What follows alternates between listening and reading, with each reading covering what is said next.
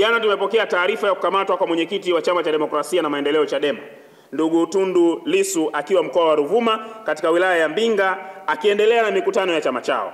Kukamatwa kwa ndugu Lissu ni mwendelezo wa kukosa ustahimilivu wa dola na serikali.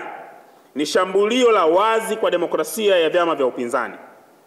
Natumia nafasi hii kulitaka jeshi la polisi kumwachia mara moja bila masharti yoyote ndugu Tundu Antipas Lissu. Inaeleweka wazi kwamba hivi tunavyozungumza, CCM makamu mwenyekiti wake ndugu Steven Wasira anazunguka kufanya mikutano ya hadhara. Katibu mwenezi wake Amos Makala anazunguka kufanya mikutano ya hadhara.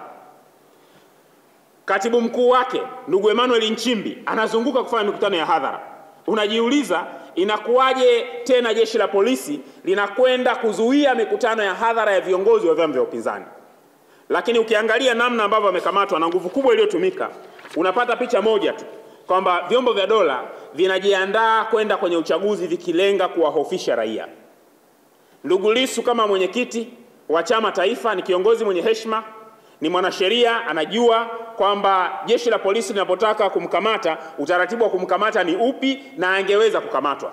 Kitendo cha kwenda kupiga mabomu hadharani kwa raia wasiokuwa na silaha, kwa raia ambao wamekaa kwa utulivu, na kumkamata ndugu Lissu kana kwamba ni jambazi, ni kitendo cha jaribio la kuharibu kabisa demokrasia ya nchi yetu.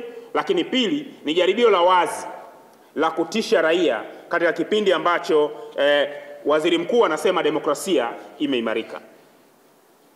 Nchi hii kila chama kina haki sawa kisheria. Tumeshuhudia CCM wakifanya ziara zao bila bugdha. Huu ni mwaka wa uchaguzi, vyama vyote viache vifanye kazi kwa usawa.